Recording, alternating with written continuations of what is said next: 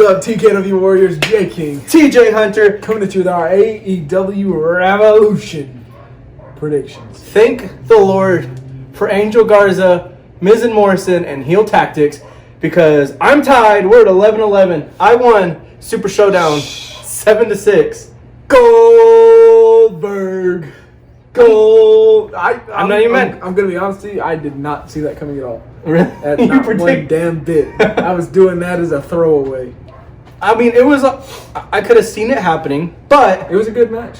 as soon as that bell rang, I was like, well, I don't see, because Goldberg didn't. I was thinking through my head, like, Goldberg didn't flinch. What would he have gone to? He can't change. He's the first person to call the Fiend out.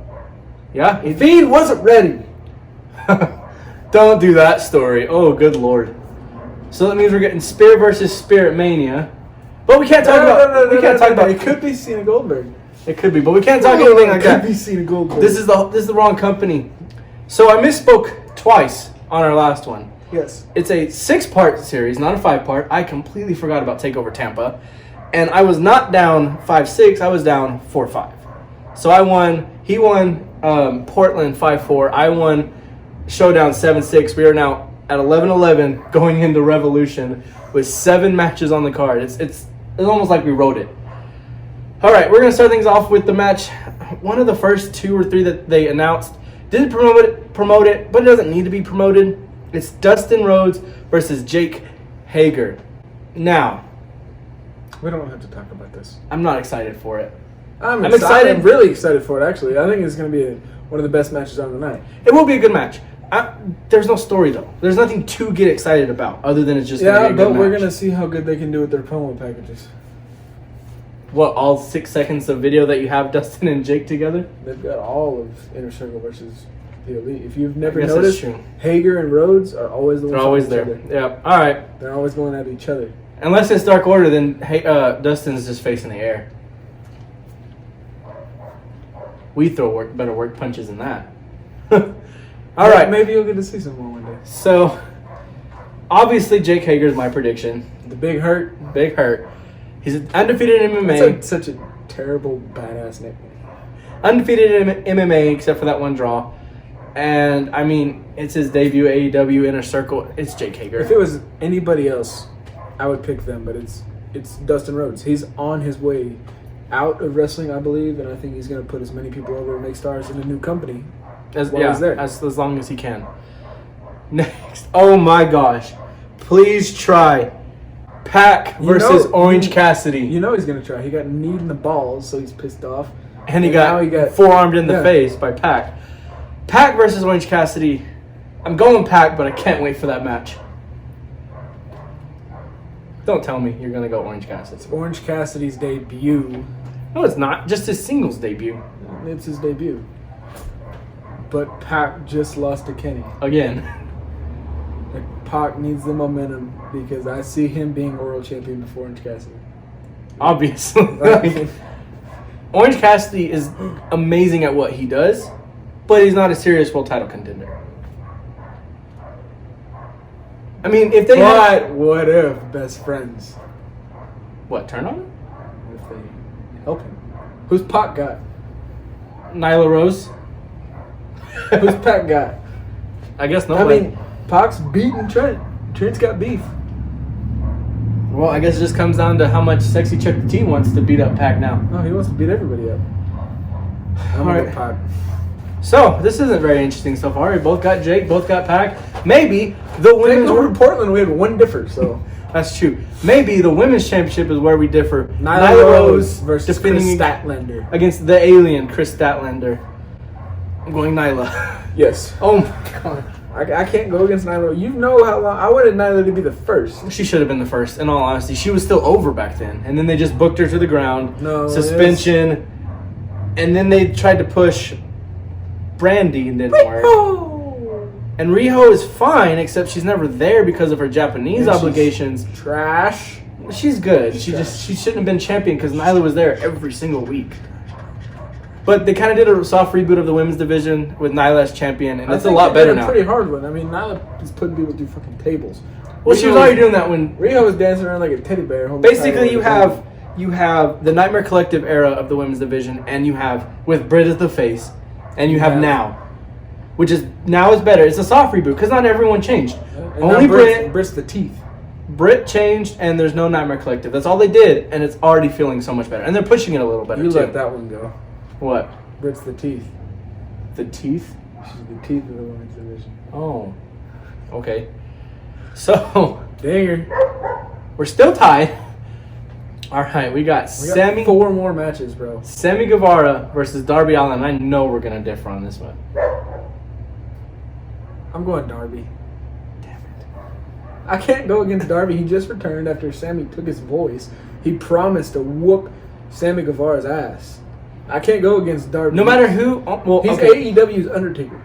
Not no matter who, but pretty much looking at the current feuds and title pictures, no matter who was left over to give to Darby here, Darby's winning. He's the future of AEW, undoubtedly. Even if it was Jericho, I'd go Darby. If it wasn't on title No, at this if point. it was, I'd go Darby. But Darby's definitely winning this match. He's the future of the company. They're going to start building his stock right now. And then, eventually he's going to take over, and AEW is just going to be under Darby Allin for a while. And I think that's their next step. They got you got your Jericho Moxley to keep your casual fans going for a while, to get everybody invested in your Darbys, your Hybrid 2s, your Best Friends, your Jurassic Best Express. friends. I just named a whole bunch of tag teams. Who else is there? You got Sammy. You got Kip and Joey. You got to keep everyone invested on them. And as soon as those guys are draws, Wardlow. which they will be draws, as soon as they're draws, you'll start seeing your Jerichos leave. Your Dustins leave. Moxley will take more of a back seat. Cody will be more of a mid-card burner.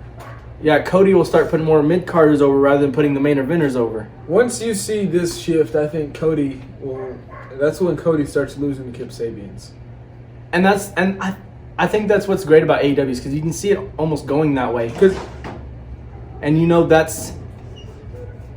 In all honesty, right now AEW doesn't have a mid card. Everyone is a potential main eventer. Like you could put Kip Sabian out there, and you would not be surprised if he got a win over Jericho. Right. And that's something that WWE doesn't have. If you're a mid-carder, you know who you're going to... Like, the fans know which group of people you can be and which group of people you can't be. AEW doesn't have a mid card. You got Jericho, who could lose to Joey Janela on any given night. But Brock Lesnar could not lose to Apollo Crews on any given night. You also can't lose to Ricochet, as you saw Super Showdown. Ricochet got his ass handed to him so hard. All right, moving on. We've got the best told tag team storyline I remember in a long time. Cowboy shit versus the Young Bucks. It's almost it's like Kenny versus Hangman, along with Hangman versus the Elite, along with Kenny and Hangman versus the Bucks, along with Hangman versus the Bucks, along with really Kenny versus the Bucks. I mean, yeah, there's so many moving parts in this tag team feud. Anything can burst at one time, and it's gonna make sense, and it's gonna keep that feud going. I'm going Kenny and Hangman.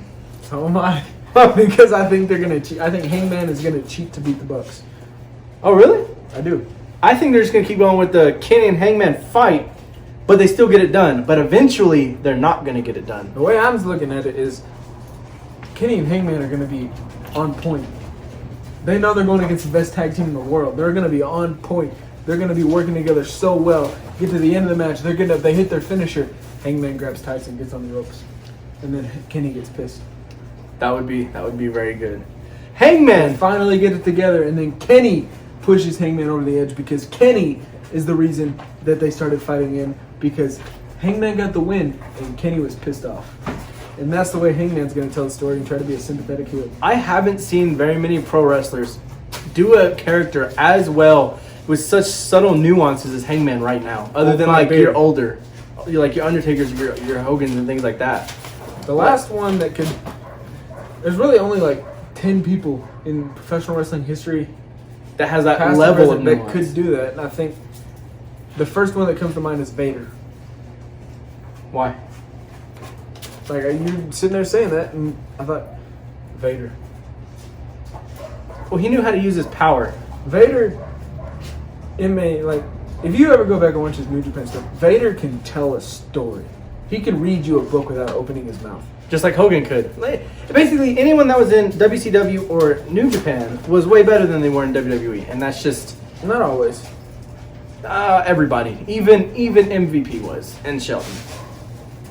Not you know. I don't think Kurt main was. event. Well, Kurt wasn't in New Japan. He just held the belt because of Brock Impact. wasn't. And now we move on from the best told tag team storyline in a very long time to one of the best told single storylines in a very long time. Cody versus MJF. Oh my God. Everything from beginning to end, we knew was leading in this, but this is the perfect example of two things. One, sometimes the obvious direction is the best way to go. Because just because you expect it doesn't mean it's going to be bad. And two, there can be a white meat babyface in 2020 and it can work. You just have to book it right. And they can't lose all the time and look stupid every single week. Because Cody, yeah, he loses matches, but guess who he lost matches to? No, I can't even think about it now. Other than Jericho. Has he lost any matches other than Jericho? He hasn't had any other than Jericho and Wardlow. I mean, he had a roll-up Sammy Guevara on week 1, which made Sammy look good because Cody couldn't just outright beat him. He barely beat Kip Sabian with 3 crossroads. So when he's winning these matches, but he's not burying his opponent, but he's also He's like John Cena in 2017, 18, 19. 2010 to now. Oh, no. Cena was still firmly golden shovel in 2010. Think about Nexus.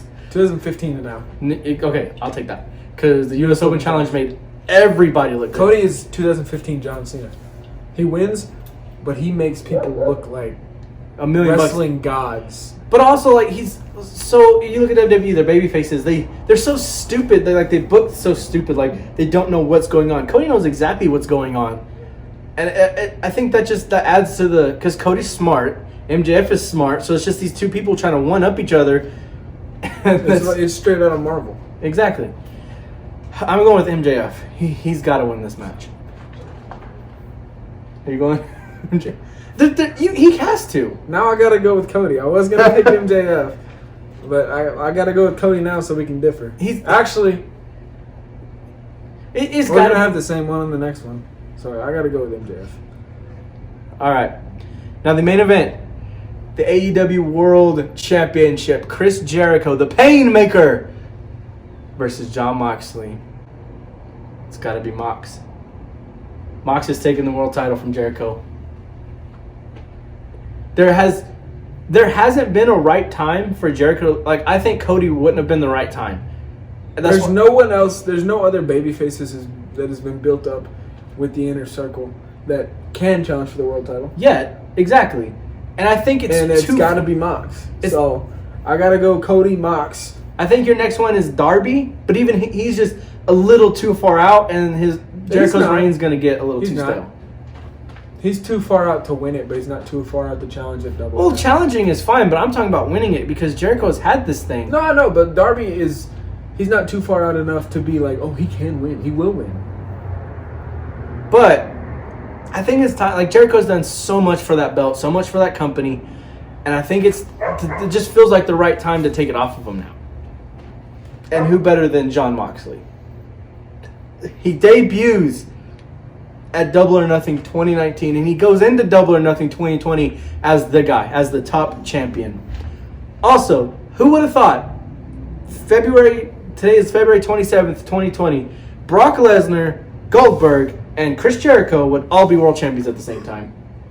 Nobody. Well, there you have it. We differ on one match. I picked Cody. I picked MJF. Because I had to pick Cody, I guess. Next time I'm going first in all the matches. So this is part 3 of our series. We're going in tied 11-11. So now we know after Revolution, one of us will be up by 1 going in Elimination Chamber predictions next week. It's got to be MJF. MJF's been standing tall every single week. So? There's no cliche yet. It's going to be Cody. It's Well, going to be super sweet.